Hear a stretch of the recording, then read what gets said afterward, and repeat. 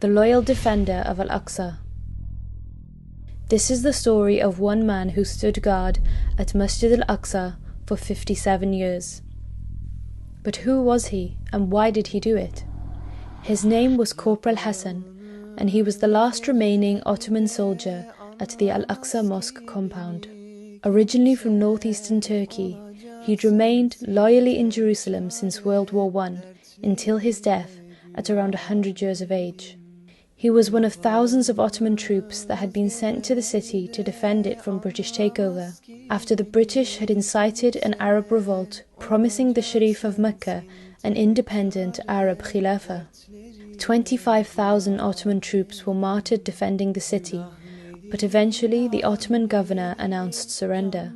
Due to the severity of the siege of the city and the suffering that this peaceful country has endured from your heavy guns, and for fear that these deadly bombs will hit the holy places, we are forced to hand over to you the city.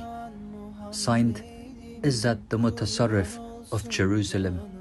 Just over a month after the British Empire started capturing territories from the Ottomans in the south of Palestine, British General Edmund Allenby entered Jerusalem on foot on the 11th of December 1917. Palestine would be under British mandate until the 15th of May 1948, the day after the creation of the State of Israel.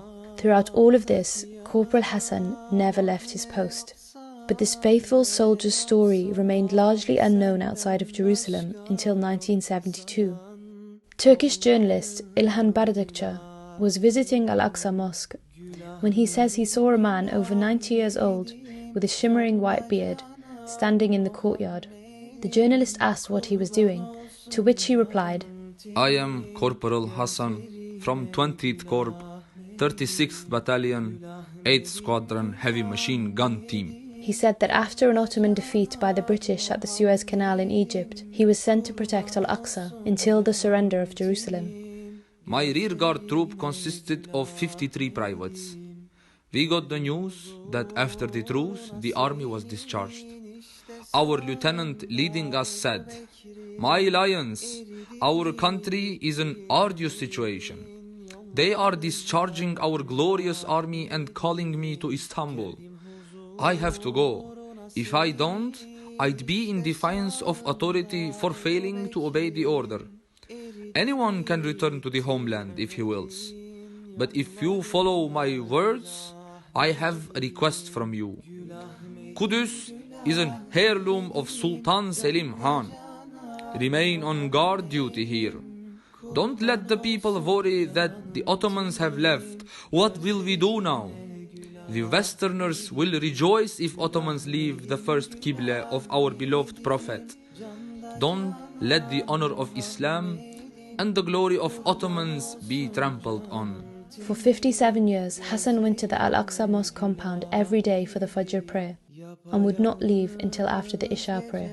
Our troop stayed in Qudus, and almost suddenly the long years vanished. My brothers from the troop passed away one by one. We weren't mowed down by the enemy, but the years. Only I am left here, just me, Corporal Hassan in the Grand Qudus. Knowing he'd never return to his homeland, the elderly soldier just had one request for the journalist. When you arrive in Anatolia, if you pass by Tokat Sanjak, please visit my commander, Lieutenant Mustafa, the man who deployed me to guard Al-Aqsa Mosque and trusted these sacred places to me. Kiss his hands for me and tell him, Corporal Hassan from Öder province of the 11th Machine Gun Team still remains at Qudus where you deployed him. He didn't abandon his duty and wishes your blessings, Commander. Bardakçı did honor Hassan's request, tracing Lieutenant Mustafa through military records, but the commander had long passed. 10 years later, in 1982, the last Ottoman guard of Al-Aqsa passed away.